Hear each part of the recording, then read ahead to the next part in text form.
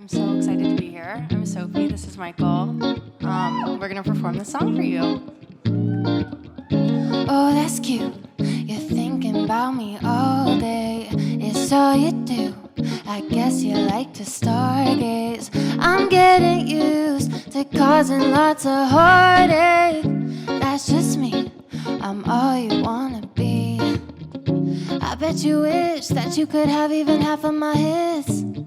It's making you sick. I got it all with the flick of my wrist. You can't resist trying to play, but I'm still gonna win. And I know you're watching, so go ahead, read my lips. Baby, I know you're so obsessed. See me in your dreams, singing this song, it's in your head. When you go to sleep, you wish that you were me. Bet you wish that you were me. Wish that you were me. Bet you wish that you were me. Must be tough to keep me in a past life when you wake up and see me in the headlines 10 times a month, and that's just in my downtime. No, it's true, you'd kill to have it too. I bet you wish that you could have even half of my hits. It's making you sick. I got it all with the flick of my wrist. You can't resist trying to play, but I'm still gonna win. And I know you're watching, so go ahead, read my lips. Baby, I know you're so obsessed. See me in your dreams, singing this song, it's in your head. When you go to sleep, you wish that you were me. Bet you wish that you were me. Wish that you were me. Bet you wish that you were me. Oh, your dreams are coming true for me and not for you. Say you don't care, but I know you're watching, so go ahead, read my lips. Baby, I know you're so obsessed. See me in your dreams, singing this song, it's in your head. When you go to sleep, you wish that you were me. Bet you wish that you were me. Wish that you were me. Bet you wish that you were me. Bet you wish that you were me. Bet you wish that you were me. Bet you wish that you were me. Yeah. Bet you wish that you were me.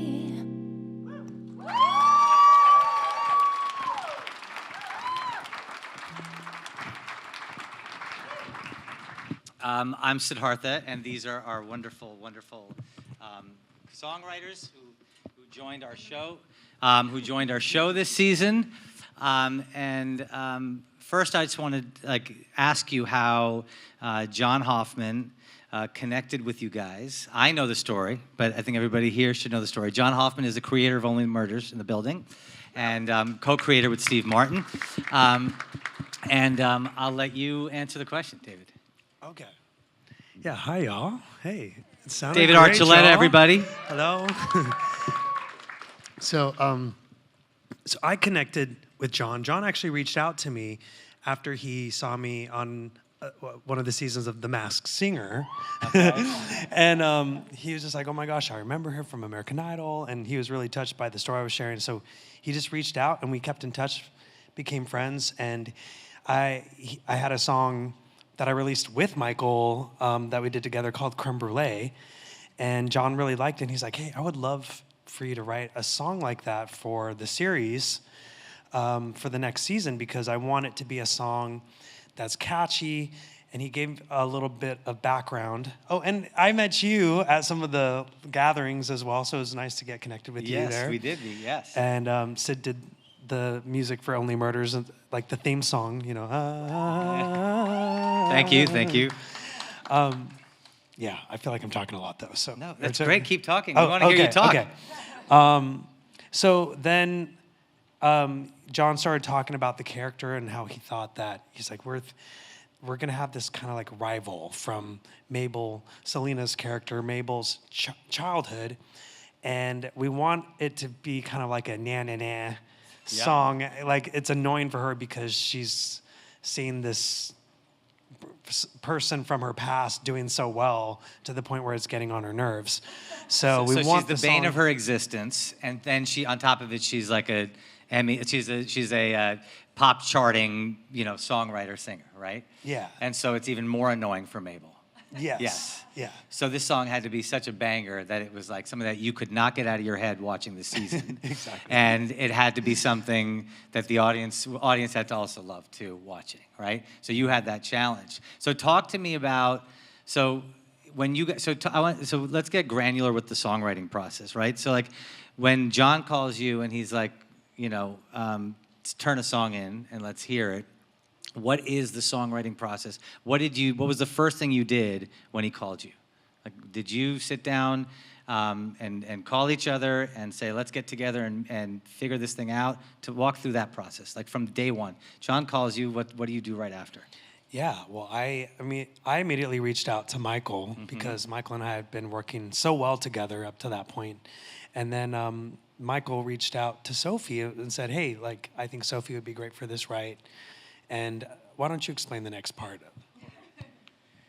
Yeah, I mean, I'm so grateful to be here, first of all. But I was grateful to be your first call because, this was an experience of a lifetime to write for this show. And I think the first thing that we did when we got in the room that day, which was actually like the day before Thanksgiving, weirdly, 2024,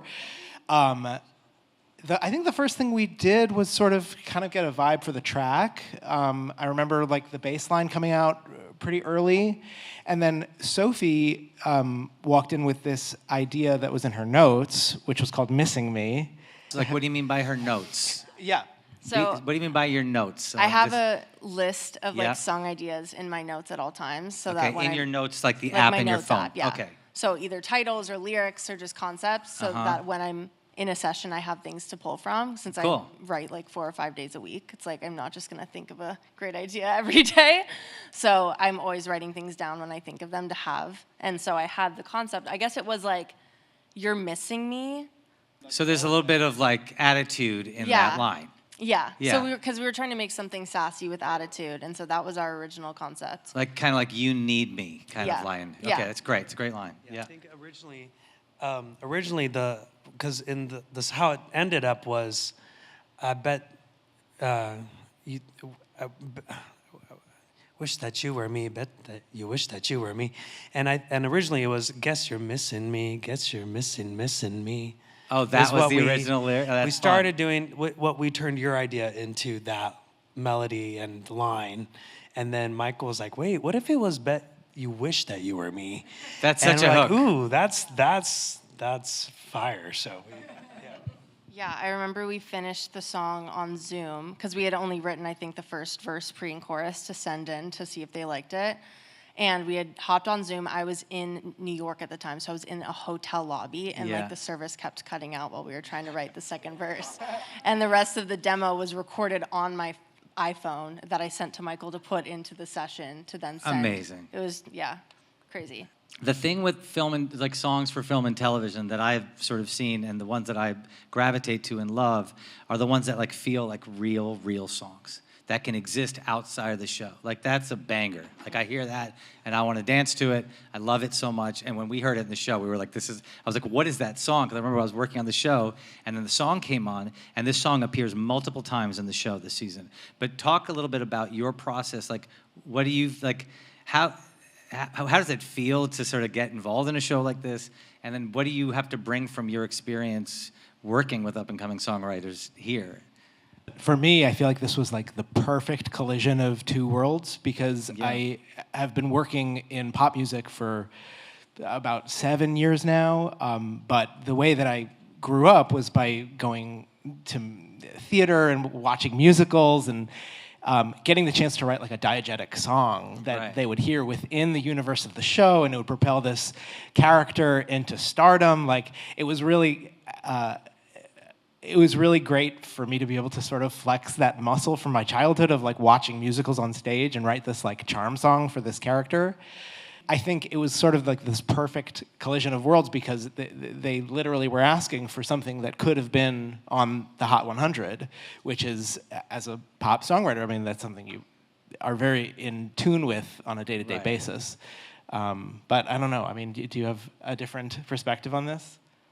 Not really. I think, like, I agree with everything you said. I do think having such a background in pop songwriting helped a lot with this specific assignment, but obviously it also is the same amount of pressure as trying to just write a hit pop song of, like, how can we make this sound like a number one, you know, which, like, you know, that's not something everyone can do all the time, or else we would all be billionaires. But that's pretty... But we're trying, of course. But that's pretty meta for you, right, Sophie? It's like you're used to writing songs for singer-songwriters, and then you're writing it for a fictional one. Yeah. Which is super cool. Yeah, it's so cool. And then talk about, Sophie, and whoever wants to answer this, is like, this song also appears multiple times in season. So will you talk a little bit about how the song was used this season and where it was used? I mean, that elevator scene is, I think, my favorite. It's so funny. Part. I think it's so cool, and just watching these iconic actors like sing along to this song we wrote was so cool. And every time it was on the TV, I like sent clips to my parents. I'm like, look at this, like, really cool. And we've talked about this. Like, when we wrote it, we didn't know like how much it would be in the season. Yeah. So that was such like a pleasant surprise to have it featured so many times in so many different ways. Like, it's very cool to be a part of. I still need to get the video to show, but John had sent me a compilation of everyone singing it like throughout the season, like behind the scenes or off, like the actors Selena on would be singing. Yeah, it was just like a montage of everyone singing it during breaks or whatever, or some of the tech crew. And it was a very fun thing to see, just everyone singing the song and how it was like in everyone's head. So I need to ask him. Who was your favorite to see singing the song? I think Selena, just because she's my... Yeah, I think so. I mean, it was very fun to see Steve Martin singing it in the show right there. Just to, like they said, like to see these icons. But like I think Selena being a peer, because we started around the same time as teenagers. Yeah. And so just to kind of like, come back into this project together was a fun little, like, full circle moment. So I have a larger, more philosophical, existential question for our business. And I'm going to talk about AI for a second. I'm curious, so AI is sort of like permeating our world, and people are using it to help them write songs and write music, and it is posing a threat to our world as we see it. Straight up question. Was AI used in the creation of this song? No.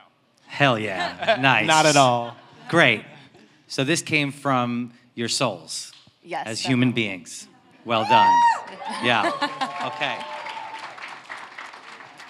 I mean, that's what you want to hear. I'm very excited to hear that. What is it about your own personal experiences in your life or whatever it is that allowed you and made you, write such a great song? We had a lot of fun writing this song because it is such a fun song. Yeah. So I think that's such a big part of creating and making art, is enjoying it and having a good time. And I think that really shines through on this song. Yeah, I think like as musicians, we're all sort of like melting pots of all of our influences growing up, and we all have a really unique like cocktail of what we know and what we listen to and what we write. And if Suno had written this, I mean, it would have been the same output no matter what day, what user. It's just like, sort of this like this. I don't even. This monster, sure. Like that would just spit out the same output no matter who is asking the prompt. But the three of us in a room, I mean, we're going to be asked to write this song, and any three of you in the crowd, I mean, like you would have all written it slightly differently. But for us, it was like, David comes in with the Pointer Sisters and like all of your R&B influences from the 80s and 90s, and you come in like growing up with Taylor Swift and like. And I come in with like sort of a jazz background, and my mom was in the Earth, Wind & Fire fan club growing up, so I've been to like 16,000 Earth, Wind & Fire concerts.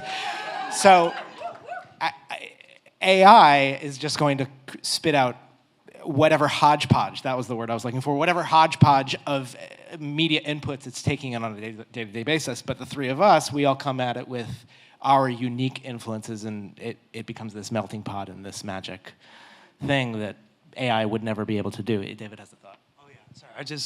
It's just kind of fun to like bring a melody from like happiness or like excitement and just feel the emotion. Because I remember just going like, da da da da da da da da. Like I was just responding like as a human to Michael's like bass line. And it was just like whatever it made me feel. It's kind of cool to create something that comes from feelings of like interacting, like interpersonal connections with other humans, and that's the result. Like we're creating something to connect with other people from our own connections. So it's just really, it's fun to see it come to life and come together so well. Well, I think we're going to end on that amazing note. Michael, Sophie, and David. Wish That You Were Me is a beautiful song. It's soulful, and it comes from your hearts, and we can feel it. Thank you so much. Thank you, Sid. Okay. Thanks, y'all.